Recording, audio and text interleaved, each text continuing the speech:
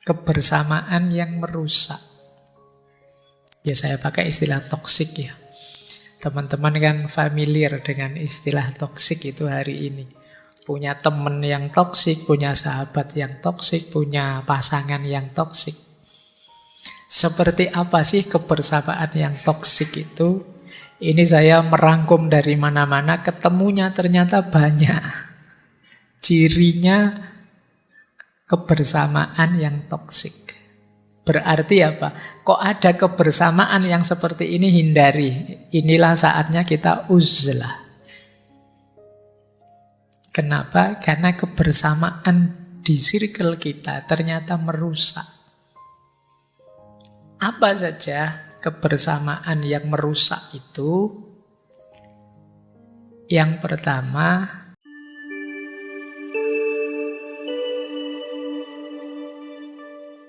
Assalamualaikum warahmatullahi wabarakatuh.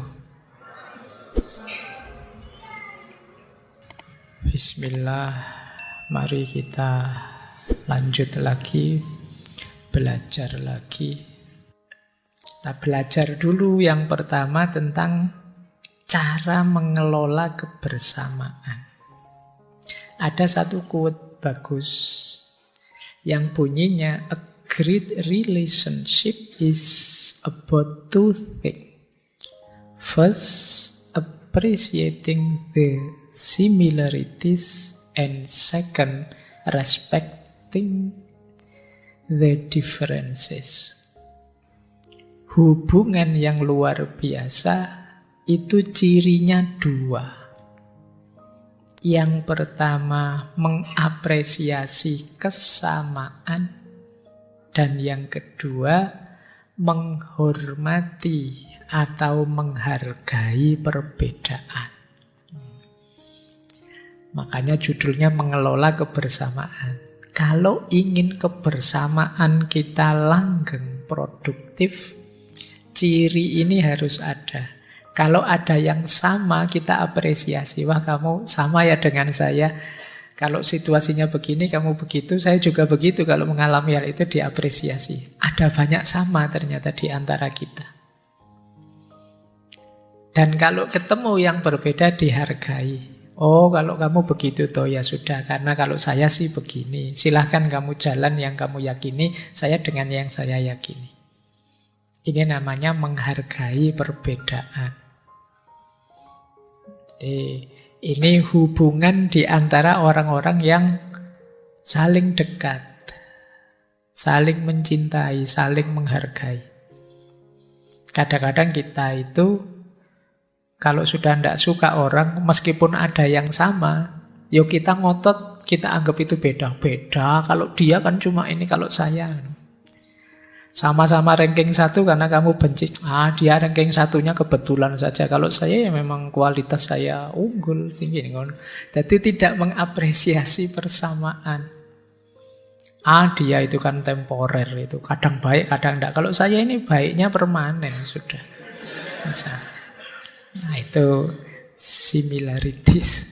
Tidak menghargai, tidak mengapresiasi yang sama-sama.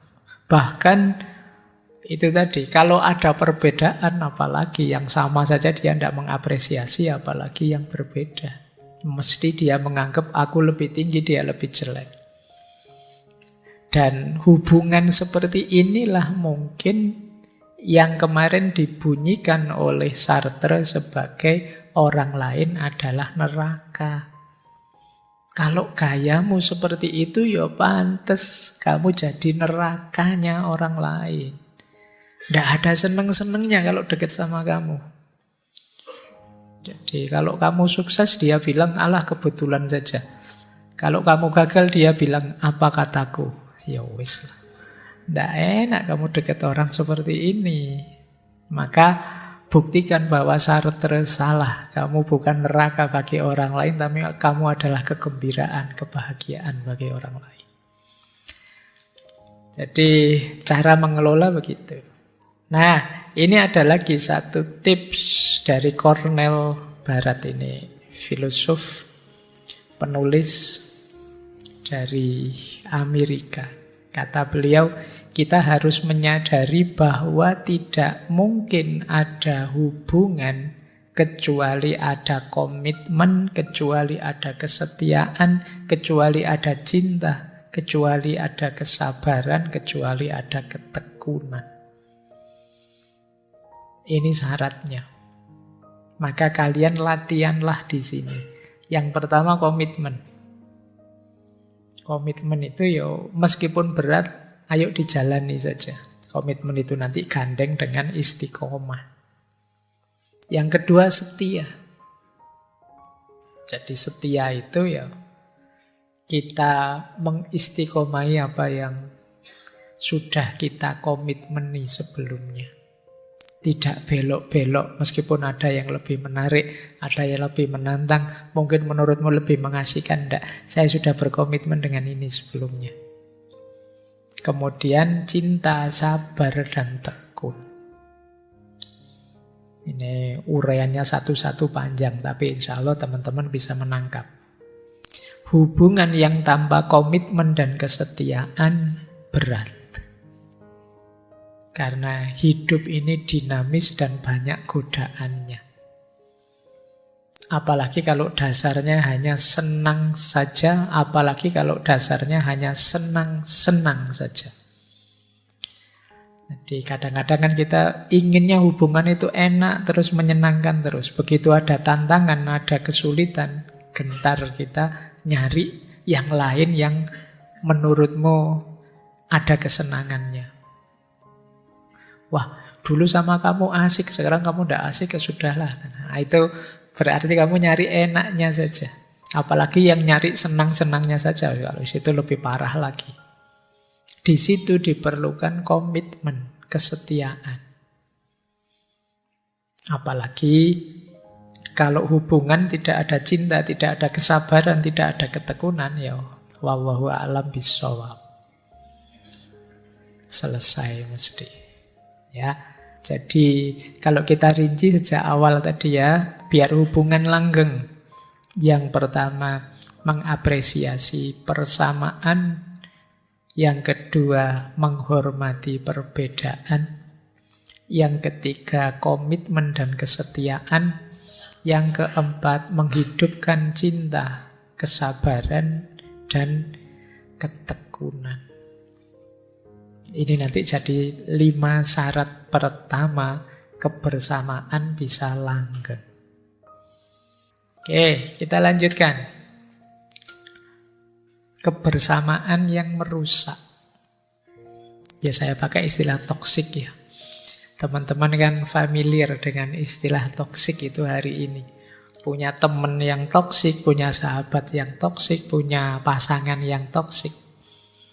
Seperti apa sih kebersamaan yang toksik itu? Ini saya merangkum dari mana-mana, ketemunya ternyata banyak. Cirinya kebersamaan yang toksik. Berarti apa? Kok ada kebersamaan yang seperti ini, hindari. Inilah saatnya kita uzlah. Kenapa? Karena kebersamaan di circle kita ternyata merusak. Apa saja kebersamaan yang merusak itu? Yang pertama, kebersamaan yang egois. Tidak saling mendukung. A lack of support. Jadi kebersamaan itu hanya jadi jembatan untuk kepentingan sendiri. Nah, itu toksik berarti. Tidak ada nilainya kebersamaan. Tidak ada yang mendukung kita untuk jadi lebih baik dari kebersamaan itu. Yang kedua, rivalry. Kebersamaan yang membuat kita capek karena isinya saingan terus. Saling iri. Kamu nilainya berapa? Saya dapat B. Mending aku B+. Dan kamu dikejar-kejar gitu terus. Tiap ketemu dia yang ditanya itu. Sudah punya pacar? Belum. Mending aku sudah dapat. Anaknya berapa? Belum dapat. Oh, saya sudah 1, padahal nikahnya duluan kamu loh ya. Oh, kamu dikejar-kejar terus sama itu. Rivalry. Ini hati-hati kalau punya teman, punya sahabat seperti ini, minggir wae daripada kamu capek. Dikejar-kejar terus, hidup ini kayak lomba lari terus. Kamu sampai mana? Aku loh sampai di sini itu kan. Biasanya orang ngomong gitu kan mau nyombongi kamu. Menghindarlah. Ini yang jenis toksik ya. Jadi kamu yang bisa ngukur nanti apakah ini membahayakan hidupku, karena nanti ada yang ngajak rival, ngajak ini tapi positif. Yuk kita tambah baik, yuk ayolah kamu niru aku gitu lah. Aku sudah sekarang tiap hari sudah bisa ngaji 1 juz misalnya kayak gini, tidak apa-apa, ngajak perlombaan yang baik, bukan perlombaan yang merusak. Alah, kamu kalau naik motor kecepatannya berapa? Aku loh sudah bisa 100 lebih sekarang, kamu masa tidak berani gitu. Rivalry. Kalau itu toksik, merusak, tinggalin wis. Cari yang positif. Terus kebersamaan yang blaming. Blaming itu ya isinya misu-misu, mencela-cela, maki-maki, merendah-rendahkanmu. Hindari saja. Tidak ada gunanya. Wong tadi dasarnya kebersamaan itu saling respect. Kok tiap kali bersama kamu dimarahi terus, dicela-cela terus. Kamu itu kurang soleh, kamu itu. Jadi orang itu mbok yo yang tawaduk gitu loh. Jadi orang kamu repot terus dimarahi terus. Jadi kamu pengen jadi orang baik malah nggak jadi. Karena digituin terus. Nah kalau sampai level itu tinggalan. Itu namanya sudah toksik. Kemudian kebersamaan yang diktatorship. Kamu diatur terus, diarah-arahkan terus. Jadi kamu harus begini loh, kamu harus begitu loh. Masa gitu aja ndak bisa gini loh. Itu capek kamu tiap hari digituin. Controlling behavior. Tinggal saja kalau ada kebersamaan yang seperti itu. Kemudian kebersamaan yang disrespect, tidak menghargaimu. Tadi ciri-ciri penghargaan sudah ya. Berarti lawannya itu berarti disrespect. Tidak mau minta maaf, inginnya menang sendiri dan lain sebagainya. Itu tidak menghargaimu. Maka itu jenis toksik. Kemudian kebersamaan yang dishonesty, tidak jujur. Ngapain bersama orang yang tiap hari membohongi kita? Atau gaslighting. Gaslighting itu memanipulasi kita untuk kepentingannya. Jadi kita hanya alat baginya untuk kepentingannya. Kita hanya jadi gojeknya yang diminta tiap hari nganter.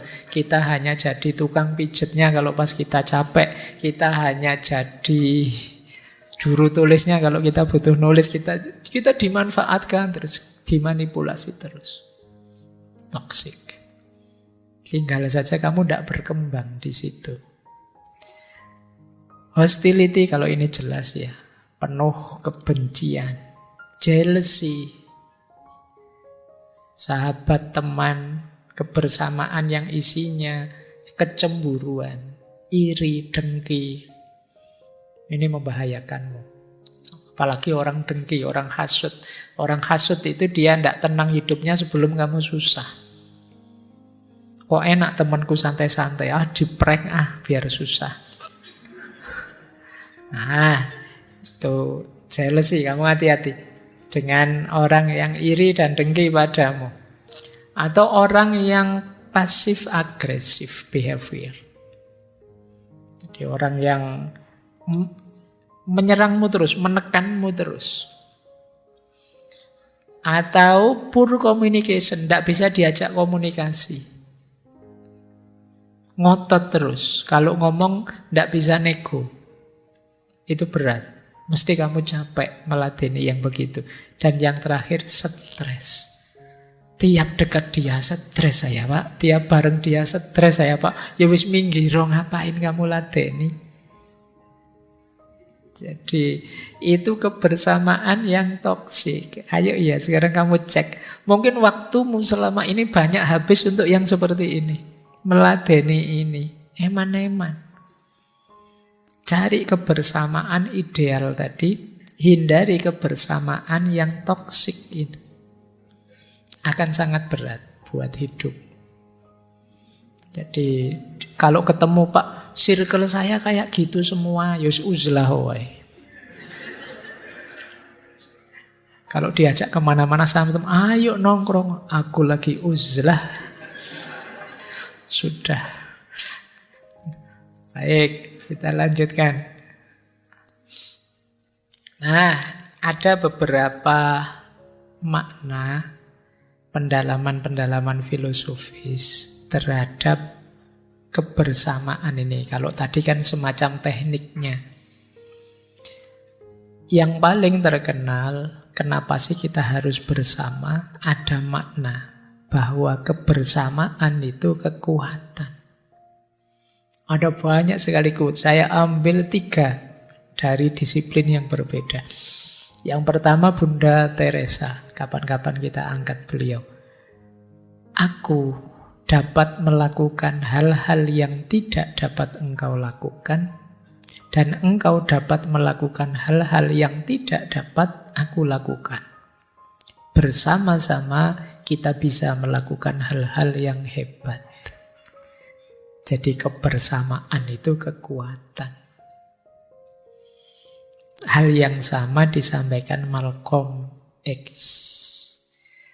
tokoh pejuang HAM dari Amerika yang terkenal sekali. Kata beliau, ketika saya diganti dengan kami, banyak penyakit tersembuhkan. Ini menarik ya. Coba kalian cek ya. Kalau kata saya itu diganti dengan kami, itu lebih luar biasa. Saya makan enak. Itu lebih dahsyat kalau yang makan enak tidak cuma saya, tapi kami makan enak. Saya sukses, itu bagus. Tapi lebih luar biasa lagi kalau kami sukses. Gantilah saya dengan kami dan rasakan efeknya. Karena kebersamaan itu lebih luar biasa. Baik, lanjut. Kalau ini businessman Henry Ford yang terkenal dengan perusahaan otomotifnya. Kebersamaan adalah awal, menjaga kebersamaan adalah proses, bekerja bersama adalah sukses. Kalau ingin berhasil, apalagi di dunia kerja, awali dengan kebersamaan. Jangan sendirian, banyak teman, lebih mudah suksesnya. Nah, dalam prosesnya kita juga harus bisa menjaga kebersamaan, kekompakan, komitmen. Karena ternyata bekerja bersama adalah rumusnya orang sukses. Sekaya apapun kita, tetap butuh bantuan kerjasama orang lain. Jadi dari rumus yang pertama ini ada makna implisit bahwa kebersamaan adalah kekuatan. Ini menurut saya menarik quote ini. Jika engkau ingin berjalan cepat, berjalanlah sendirian.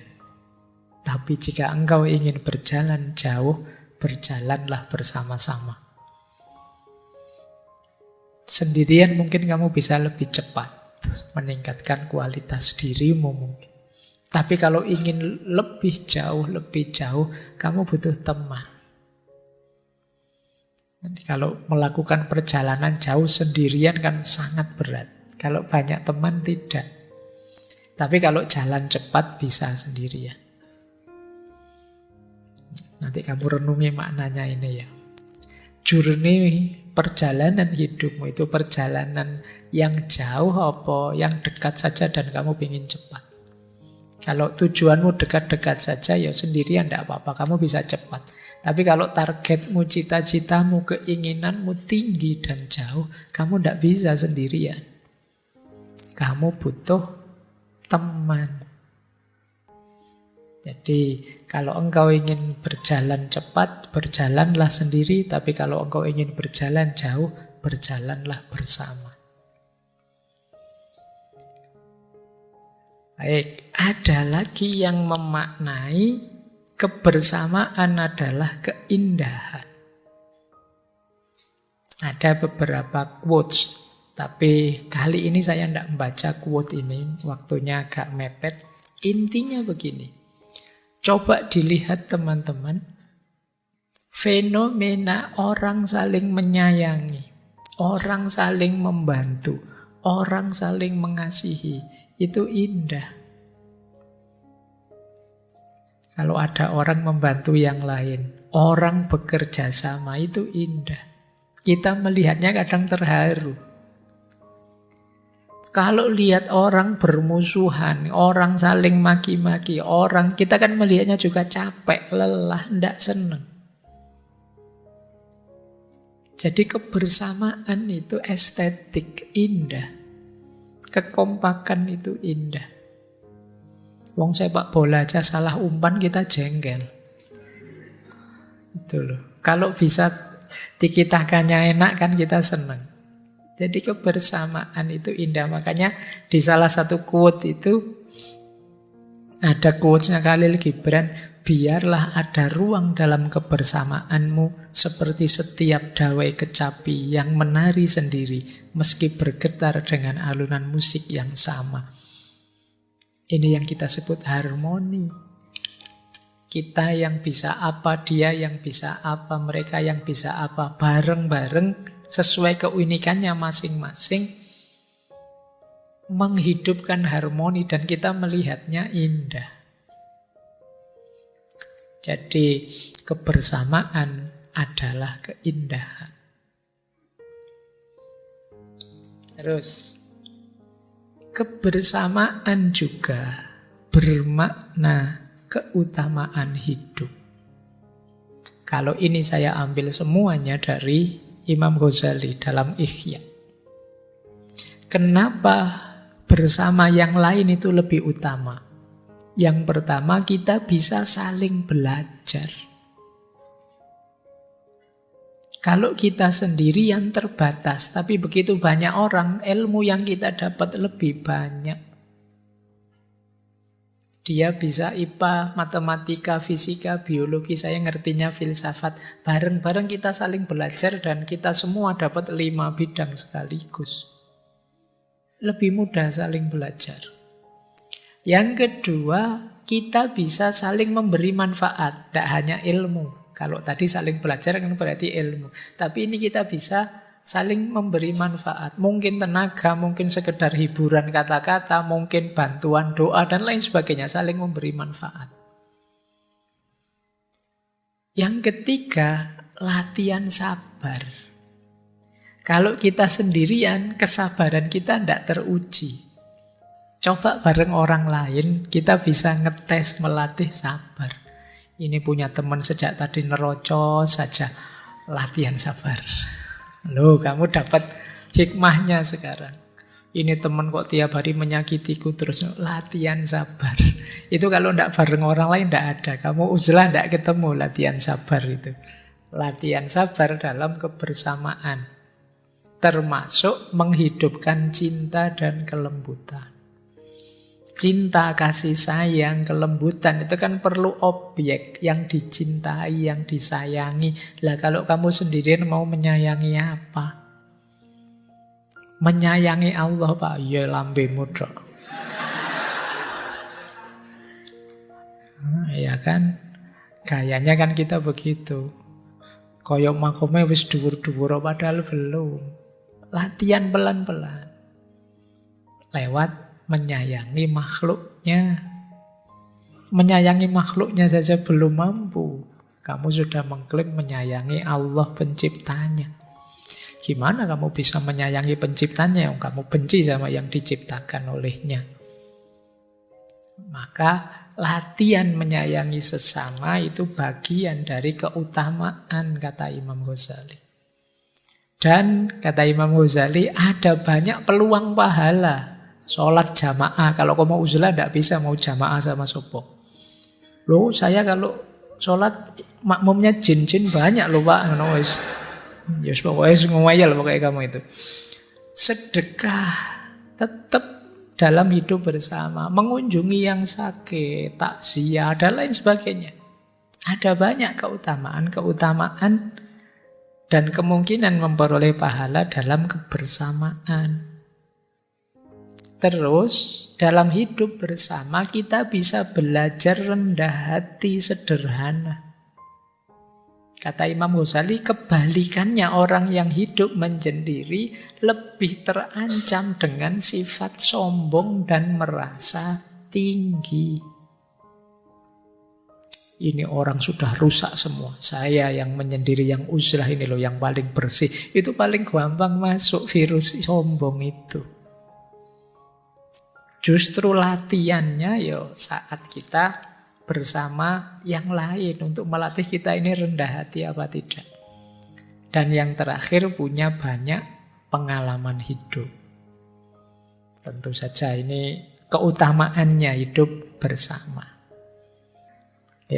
Kita lanjutkan. Nah, di banyak teori disebutkan dasarnya kebersamaan itu respect. Tidak mungkin kalian langgeng bersama kalau tanpa respect, tanpa menghargai. Jangan hanya menuntut dihargai, kita juga harus bisa menghargai pasangan kita. Siapa saja itu. Ada banyak ilustrasi yang saya ambil di situ, contoh cara menghargai beberapa ya.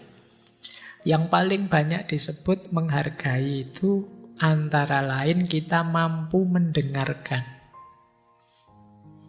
Kalau teman-teman belajar soft skill itu nanti banyak ditekankan pada listening skill, mendengarkan dengan tanpa berpaling. Maksudnya kita tahan mendengarkan dibandingkan kita ngomong. Kita itu kan biasanya sering tidak tahan. Kalau ada teman kita, pasangan kita ngomong, pinginnya kita sendiri yang nyerocos. Temanmu mau curhat, baru ngomong satu kalimat, kamu nasihatnya sudah satu bab. Nah, kita tidak tahan mendengarkan. Padahal mungkin temanmu lebih ingin didengarkan saja. Dia ingin berbagi perasaan, bukan mendengarkan petuah wasiatmu. Wong dia pengen berbagi, malah kebalik kamu yang memberi nasihat banyak. Ayo latihan banyak mendengarkan, ini lebih respect. Apalagi semoga tidak ada di sini yang kalau ada teman yang ngomong sukanya motong. Sudah, aku ngerti maksudmu. Enggak, dengarkan sampai tuntas, meskipun kamu sudah tahu. Dia sedang ingin meluahkan, sedang ingin berbagi apa yang dia rasakan. Itu penghargaan namanya. Biarkan dia ngomong sampai tuntas. Bila perlu sebelum kalian komentar, kalian minta izin dulu. Aku boleh komentar enggak? Kamu perlu masukan enggak?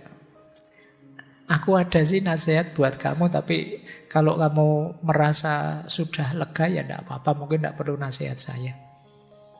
Karena kadang-kadang kita itu memberi nasihat, tapi kadang-kadang bikin masalah baru.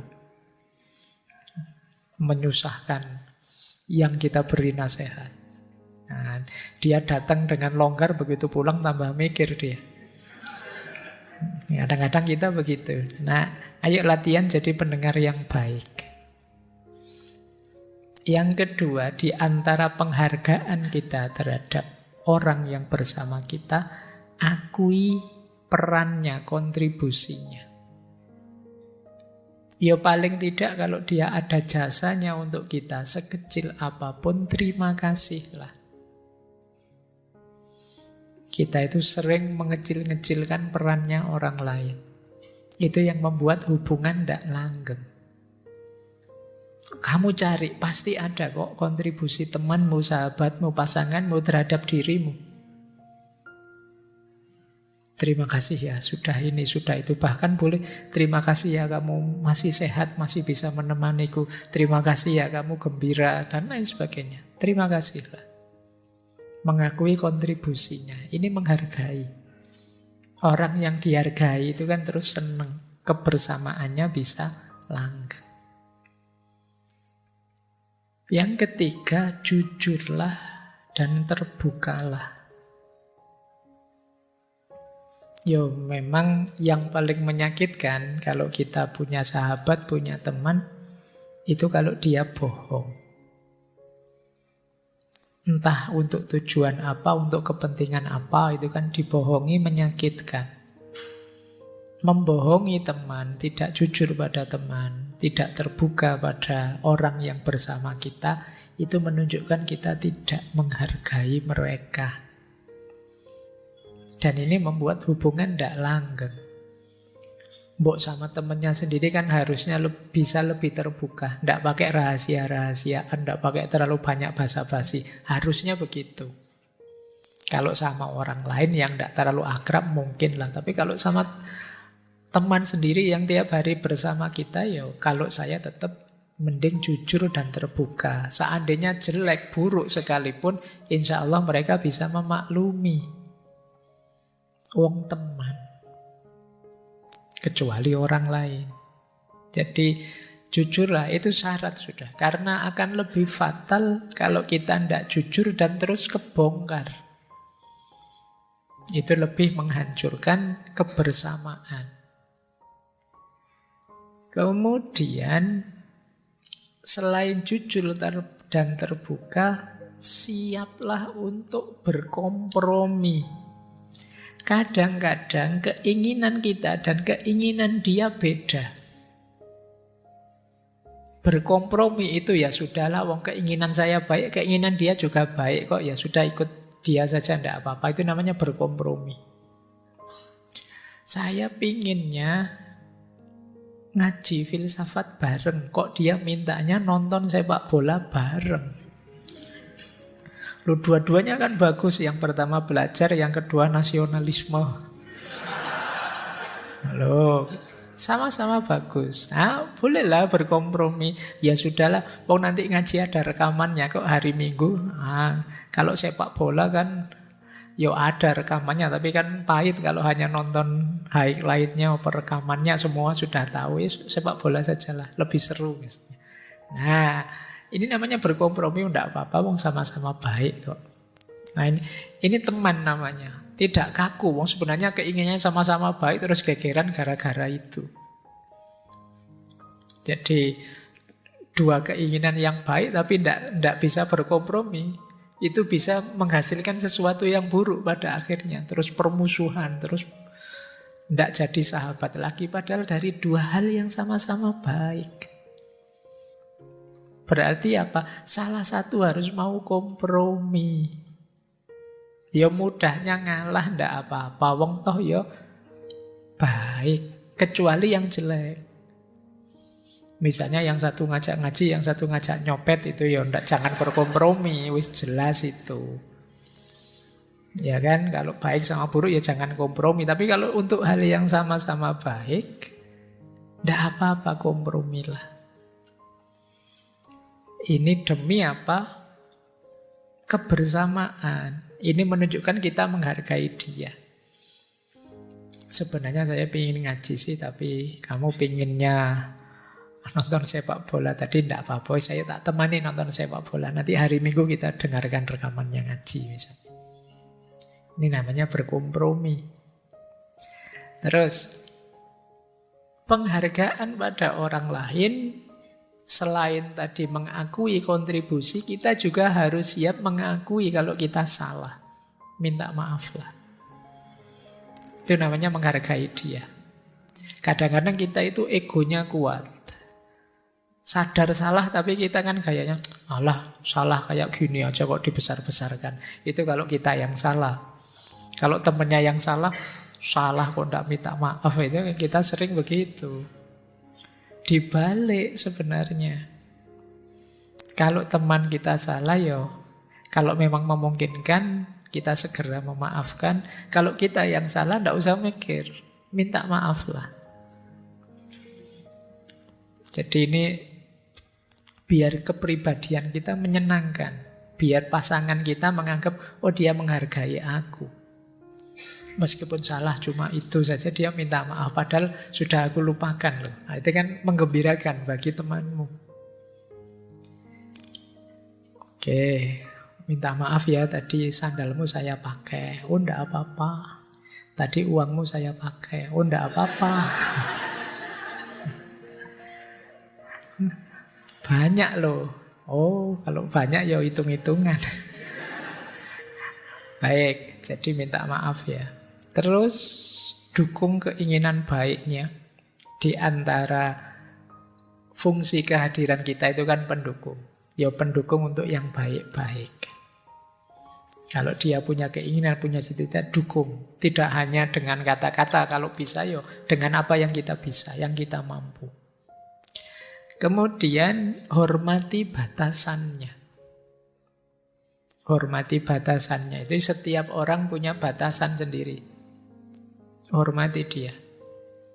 Dalam banyak hal, mungkin makanan, mungkin apapun itu. Saya tidak suka kalau kamu begini-begini di tempat saya. Kamu hormati.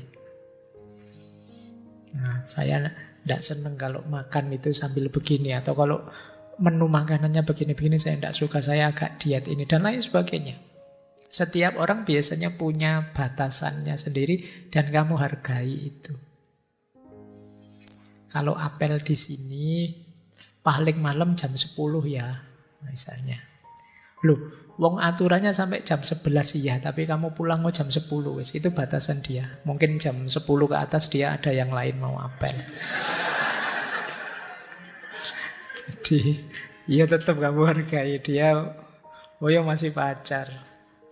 Oke, hormati. Setiap orang punya batasan, punya privasinya sendiri. Jadi jangan ditabrak. Misalnya, wah saya sekarang punya penyakit asam lambung ini, jadi tidak bisa makan makanan ini. Yo kamu hargai. Tidak kamu paksa-paksa. Enak loh ini, enak terus kamu bosan tidak. Kamu hargai. Baik.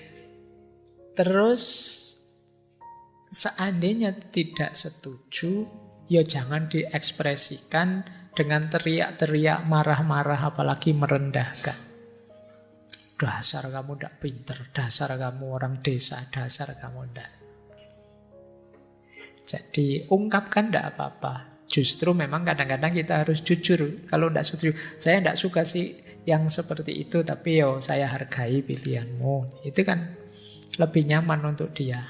Saran saya sih kamu jangan begitu, nanti menyakitkan orang lain. Sudahlah, lain. Tanpa harus maki-maki, tanpa harus teriak-teriak, tanpa harus merendahkan.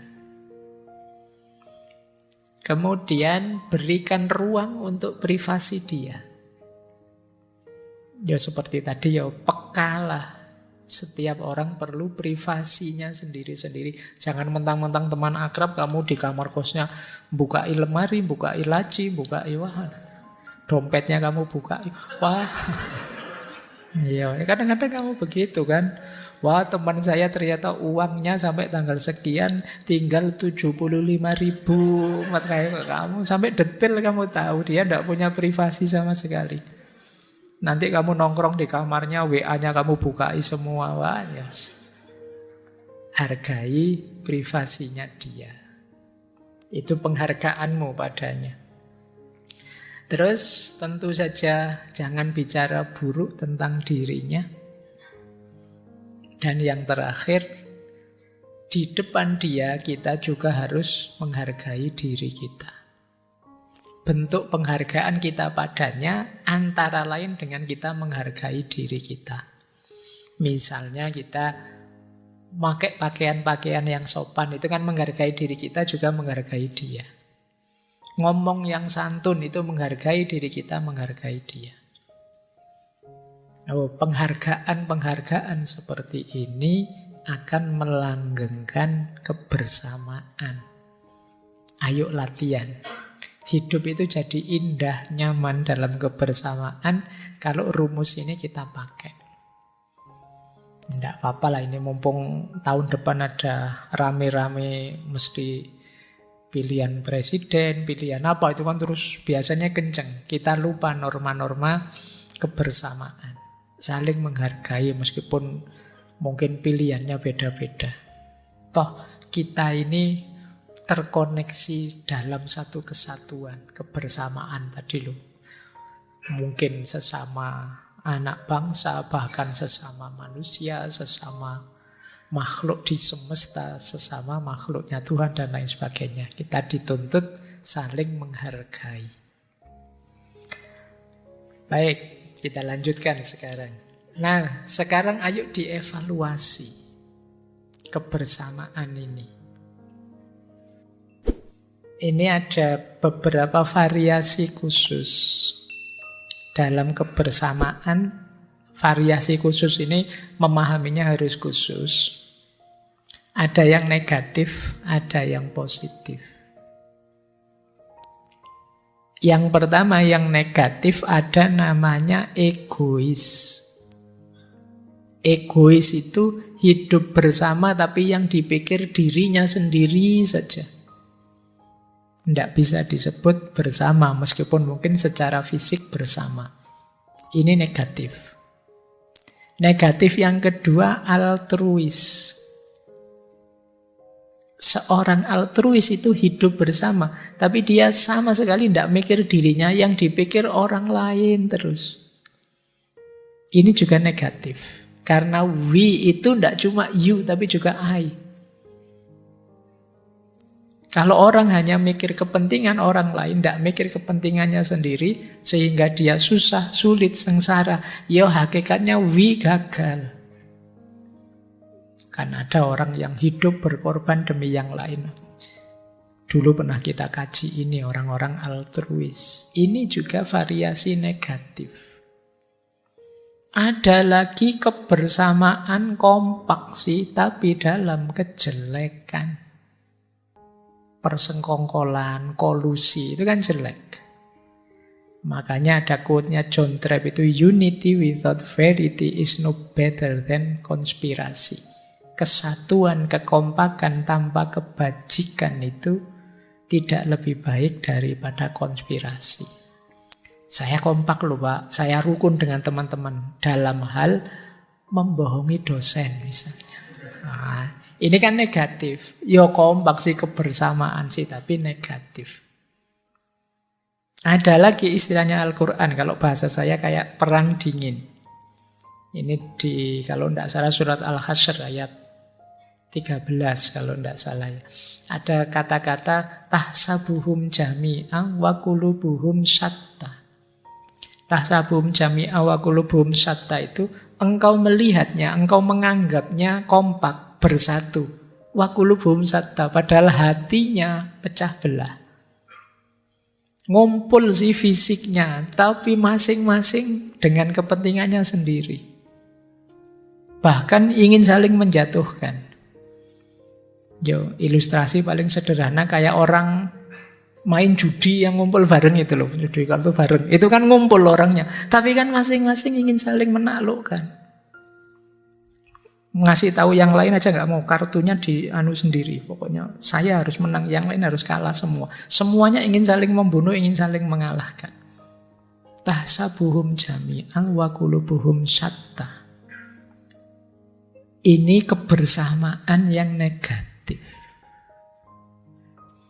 Ada lagi variasi khusus yang lain yang ini menurut saya positif. Dua-duanya saya ambil dari budaya Jawa. Yang pertama ada istilah topo tapi ngerame. Uzlah, zuhud, tapi di tengah keramaian. Meskipun bersama orang lain, tapi jiwaku jiwa yang zuhud. Ini namanya istilahnya topo ngerame. Bersama yang lain sih, tapi aku tidak terpengaruh dengan yang lain. Ini istilahnya topo ngerame. Ini variasi khusus dari kebersamaan. Jadi Kalau kemarin kan kita bedakan secara pasti, ini uzlah, ini ikut berbaur. Tapi ada orang yang berbaur tapi batinnya uzlah. Itu kalau dalam istilah Jawa namanya topo ngerame. Atau orang yang tenggang rasa tepo seliro. Tenggang rasa tepo seliro itu mungkin tidak bareng secara fisik, sebenarnya bareng, tapi demi tatanan, demi adat istiadat ya kadang-kadang harus menenggang rasanya yang lain. Tidak kelihatan kompak tapi sebenarnya kompak. Demi tepo seliro. Memang ada adat dan tradisi yang harus saya ikuti. Jadi saya rasanya berjarak dengan dia, tapi sebenarnya enggak. Unggah-ungguhnya memang begitu. Misalnya sama orang tua kalau jalan harus menunduk, kemudian ketemu cium tangan, duduknya agak merendah dan lain sebagainya. Ini kan rasanya ada jarak, tapi tidak, sebenarnya masih kompak, hanya saja memang aturan dan unggah-ungguhnya begitu. Ini yang disebut variasi khusus.